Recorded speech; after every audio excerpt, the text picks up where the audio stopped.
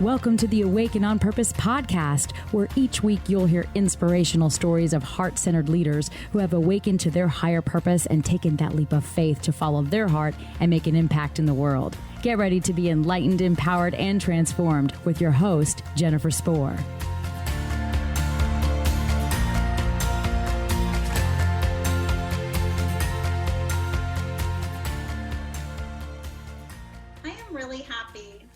Excited to welcome as a guest to the show today, Toni Bubb. She is a human sustainability advocate and wellness travel video consultant who discovered healing for herself and others through creating video content that brings fun and humor to more serious topics such as personal and professional development, workplace culture, and spiritual awakenings. After experiencing a burnout nearly 6 years ago, she has joined forces with colleagues and businesses worldwide to be a part of a social movement that is shifting how we live and work today. She works one-on-one with wellness thought leaders and businesses who are focused on work-life integration and promoting well-being in and outside of work. Toni is most passionate about bringing fun and humor to serious topics to encourage people to be open to self-transformation. She empowers people to walk an authentic and soul-driven life by sharing her real and raw experiences. I'm personally a super fan, and welcome, Toni. Hi, thank you, Jennifer, for having me. I'm so happy and honored to have you. Toni, what inspired you to do the work that you're doing today? Well, it would have to be my little burnout that took me to the island. So it's my island story. I got burned out. I was working in corporate America about 80 to 90 hours a week, and I literally fell apart. So I was having back issues, severe anxiety, panic attacks, cystic acne, digestive issues, and working way too much. And I went into work one day, and I had been watching HGTV, How to Buy an Island, and started daydreaming and decided to have that daydream become a reality. And went into work one day and was like, I'm done. And I literally booked a one-way flight from work to St. Thomas, Virgin Islands.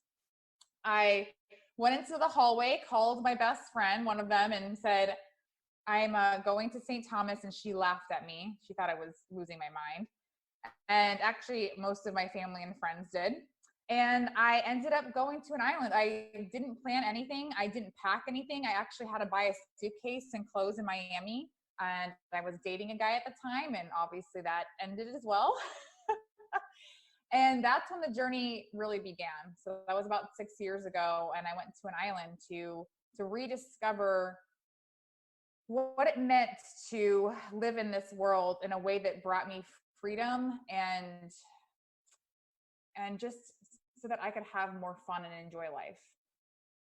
And that's really what it's all about. And you weren't, losing yourself. You were really finding yourself, right? Yes. And I did not know at the time it was going to be a very long journey, but it was a lot of discovery, a lot of trial and error. And, but that's really what, was the catalyst for me. It was like, I couldn't take it anymore.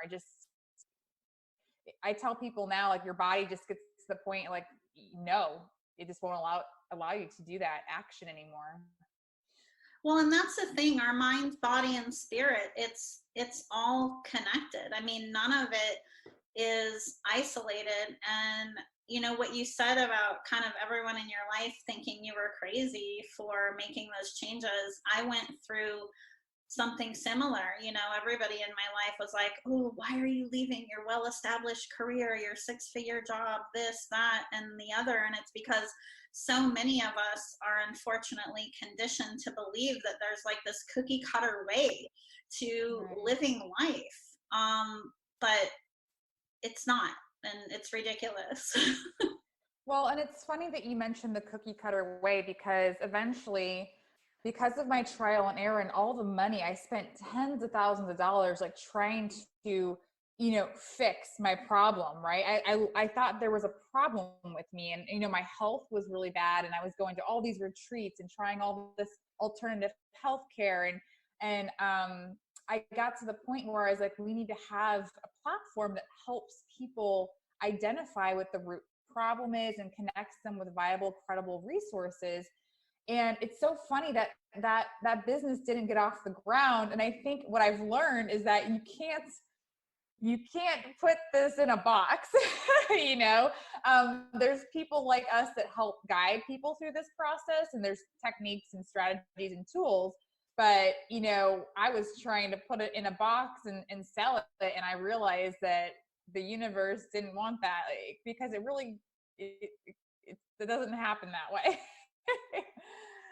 Right. And success means something different for each of us, right? Or, you know, Right. success, and what I mean when I say that is really just doing what makes us happy, what brings us joy. And when we aren't making that space for ourselves, and when we're prioritizing what our work wants, what everyone in our life wants ahead of ourselves, we'll eventually hit that wall, just as you described. Right. And that's something also, depending on your personality type. Like, I've learned that is something that's still very challenging for me. So being aware that you tend to fall into that, because some people are stronger. Some people, once they're aware of that, then they can just turn that off. But, you know, if you're an empath or a highly sensitive person or a servant leader, like I said, depending on your personality type, that's something that you have to continuously work on, and be compassionate with yourself when you fall into that, you know, a little bit again, and then realize what you did and have to get yourself out of the problem. But you also realize that it starts to hurt the other people, because you're serving for them only, and it's not filling what you're supposed to be doing, or you're not following your joy and your purpose, essentially. Exactly. I mean, by establishing clear boundaries for ourselves and asserting those, it actually expands our capacity to do more for others. Right. And that took me a long time to figure that out. Yeah, I myself am a recovering people pleaser. Yes. It's an ongoing process, and learning the difference between enabling and supporting is also really important too. Right. I completely agree. Toni, every experience in our lives shapes who we are. This is what I believe. And what experience or moment in your life do you feel has been most significant in shaping who you become today? You know, I used to say it was the whole island thing, but in 2018, when I had a focus, I had a passion, I thought I was building a business that was going to help people. When that didn't get off the ground, and at the same time too, I had broken the relationship with that I was in ended as well. Those two things happening almost simultaneously, to me, were the biggest shifters in my life, because I realized that what I had been doing, even all the work, right, that something was still not in alignment. And I was still focusing on the outside. And I think I had to have all of that taken away from me, and literally almost like stripped. I feel like I went through a metamorphosis essentially in the last year, and I was changing and transforming so much that it was confusing. It was frustrating. But now I understand the reward of it all. But this past year, I would have to say, was probably the most monumental in my entire life. And if those two things hadn't happened, I call them my God slap in the face. I don't think I would be the person I am that you're speaking to right now. You know what you said, you referred to it as the God slap in the face, but it's so true. What happens is that many of us get so attached to the way that we believe things should unfold, and we don't have that willingness to just be open and trust that that he, has the big picture, right? Or that the universe has the big picture, whatever your belief system is in terms of a higher power. Often we have to learn the hard way. I know that I've certainly had many instances in life where that was the case. Right. Exactly. What advice do you have for others who are in that place right now, who want to go off to the island, or they're feeling called to do more? What would you say to them in terms of something that could help them move forward today? I think the number one most important thing, you have to accept that it does not matter what anyone else thinks. That's the number one thing you have to get out of your mind, that you can keep doing things and planning things and goal setting, but it's not going to work if it's not what your soul is really calling for you to do. So if your soul is calling you to go to the island, you need to listen. And don't be scared. And also understand that it's not a quick fix. There are things that you can work on to help release, certain things that you've gone through or limiting beliefs along the way. But you allow yourself to go through the journey, because it is going to ground you in this stability, in this resilience that is unlike anything you will ever experience.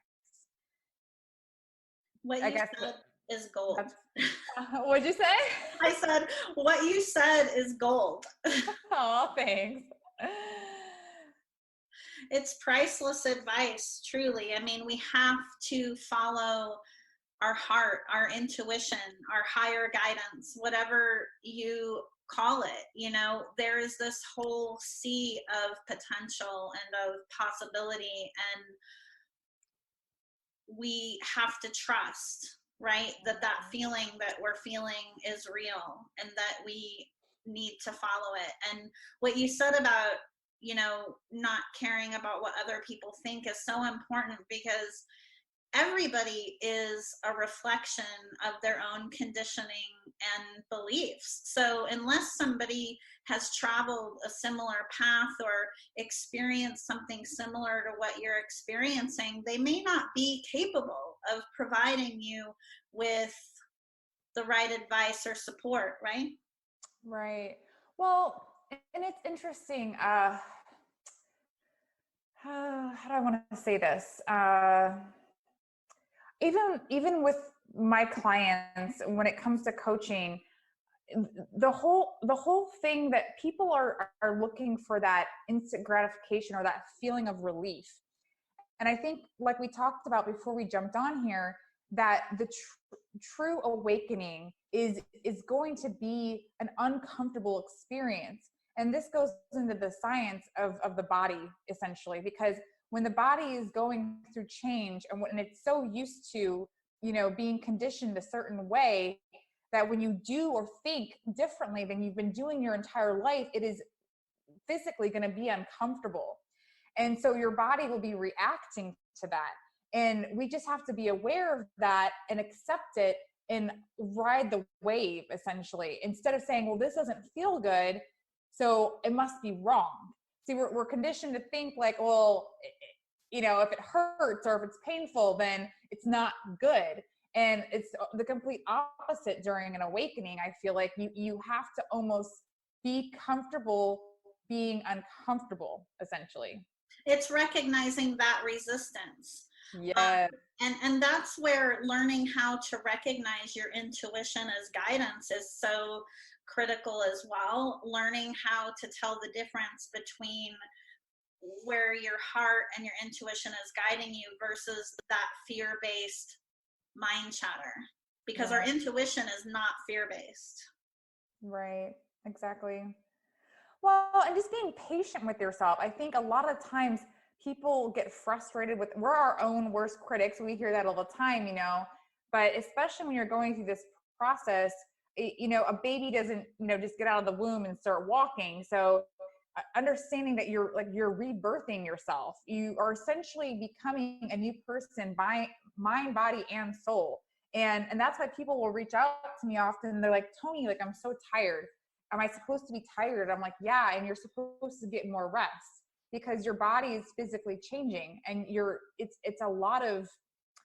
just a lot going on in your body. It requires a lot of energy. Yes. And so the old us would push through that. And I say, no, take more naps, go sleep some more. Exactly.